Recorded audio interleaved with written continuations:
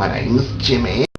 What's up, you guys? Jimmy here with my review for Avengers Age of Ultron, which I'd have to say this is my most anticipated movie of the year. Which this movie, it's based on the Ultron storyline from the comics, not to be confused with the Age of Ultron comic. Do not read it, it has nothing to do with the movie, and it is total crap. But this movie, to me, was so freaking awesome. So awesome. You know, even though we do not have the same nostalgic factor that the first movie gave us, seeing as they are more established, you know, they know each other, so they got this whole relationship going on between all of them. I'd have to say this is one of the times that a sequel is better than original. It's only in my personal opinion. But, you know, this movie gave us introductions to some new characters, one of which, none other than Ultron himself, played by James Spader. Which I'd have to say, I overall loved what they did with Ultron. Yeah.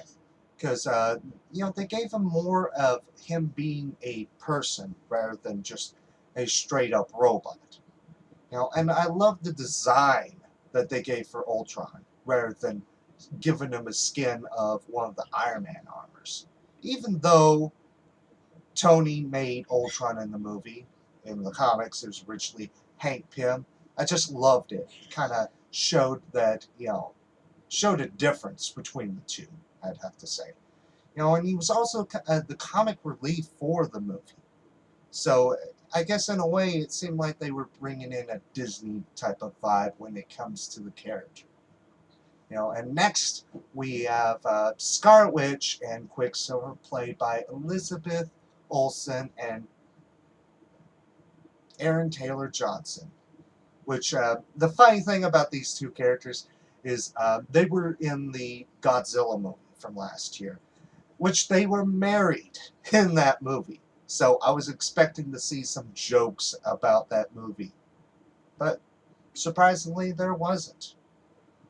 You know, and, you know, the thing I thought was interesting is that, you know, both Marvel and Fox were able to come into some sort of agreement so that they both could use the characters. Because they are X-Men. You know, it's like they couldn't mention mutants, and X-Men couldn't mention the Avengers, which I guess it totally makes sense, considering that they're not connected. But when it comes to terms of Quicksilver, you know, in the X-Men, you had him in only a couple scenes, you know, and he was more seemed like a joking type of character. And in this movie, he was more serious, you know, and he had more of a costume going on. But to be honest, until we see more Quicksilver and X-Men, I cannot say which one I like more. I guess, in a way, I like them both equally, in their own ways. You know, and also in this movie, you had more of Captain America, you know, be more of Captain America from what we saw in The Winter Soldier, which I loved that movie. You know, and I love the costume that they gave him for this movie. You know, unlike in Winter Soldier, which I had some first thoughts about it that I didn't like, but this one I straight up just liked. Because it's kind of a combination of all three of his costumes from the past movies, which I thought that was great. You know, and also him being Captain America. So I thought that was very cool. But one of the things that about this movie that I was a little surprised to see within this movie is a relationship between Bruce Banner and Black Widow, which there isn't a relationship between them in the comics. So I thought that was interesting, them bringing in something original. You know, back when I first heard that Bruce was going to have a new love interest, I was like, I wonder who's going to be his love interest, because we always know Betty Ross as his love interest in the comics and even in the movies.